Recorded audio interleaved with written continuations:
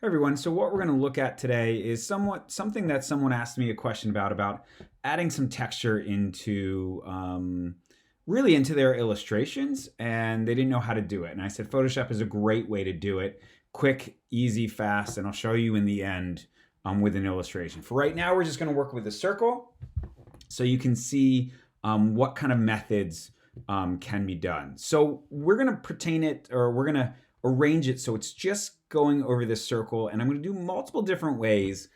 So in order to really get this set up, I'm going to create a new group. I'm going to use this circle as a mask, and I'm going to mask it. I'm going to place all my new documents I'm going to do inside of this group just so it goes right over top of this circle. So the first thing we're going to do is we're going to create a new, actually not new layer, we are going to do a new solid color. We're going to fill it with black just to show you. Right, so it's just a solid filled layer, and the reason that it's a black circle again is because of the mask that's sitting over top here.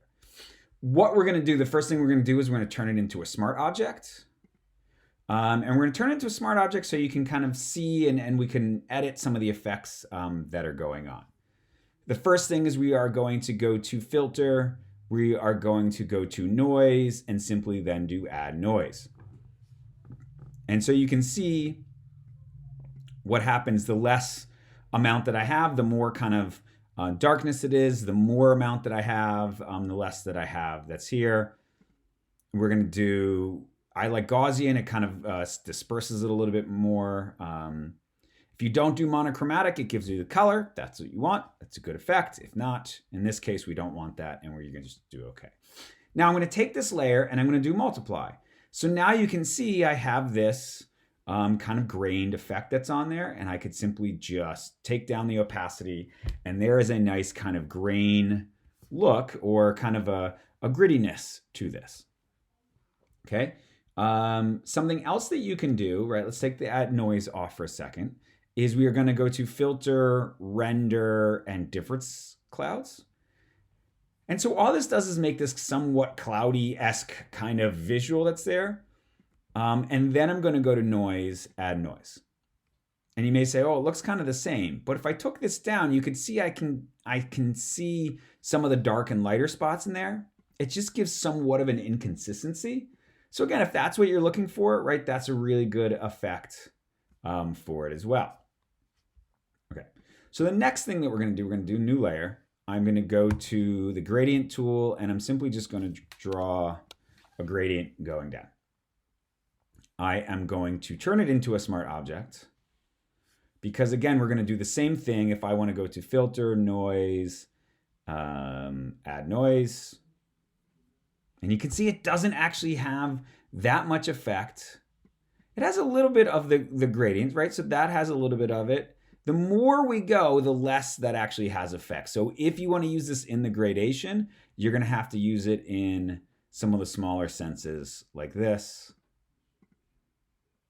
which has a beautiful effect to it as well. Let's just turn the noise off for a second. So what we're going to do is we're going to look at some other filters that you could do. So we're going to go to pixelate, and we're going to go to Meso Tint. So Meso Tint has all these different things. Fine dots, let's just kind of zoom out so you can see. Those are fine dots, medium, grainy, coarse. Right? And then it has, you can do lines. So that's short lines, medium lines, long lines. And then short strokes, medium strokes, and long strokes. Let's just take a look at the medium strokes. Let's just see. Okay, that's looking pretty good. Multiply it, has a neat effect to it. And we can simply just kind of tone that down if that's what you wanted. Now, the reason we turned it into a smart object is because I could double click and now change these. Let's go grainy dots. And there we go. All right. So let's turn this off. Let's go to one more. Filter. What are we going to go? Pixelate. Pointillize. And now with this one, I like to keep the cell size really tiny. The smallest we can go is 3. Kind of does the same idea that we've been doing here as well. All right. So we're going to do one more. So these are some great options. You can also stack some of these, right? So I have, if I did multiples of these, for example, let's do pointillize. I'm going to copy this and let's add a Meso Tint.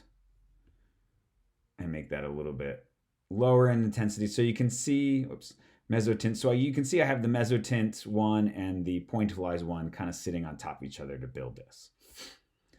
Let's do one more here. Let's turn this back up to 100.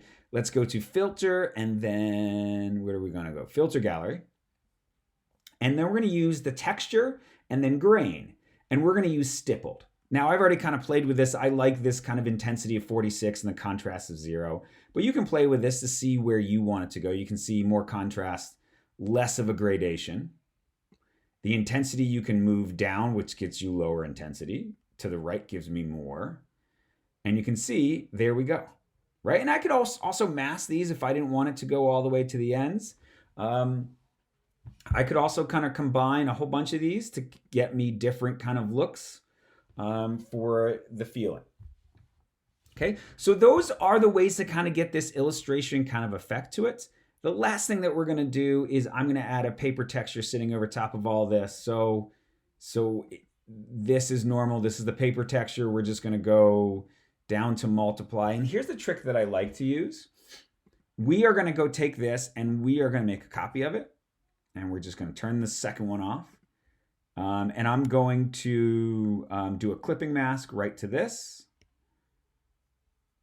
Right, so we have it trained right to this, although that's not gonna help us. So we're gonna we're just gonna drop this right inside of it here.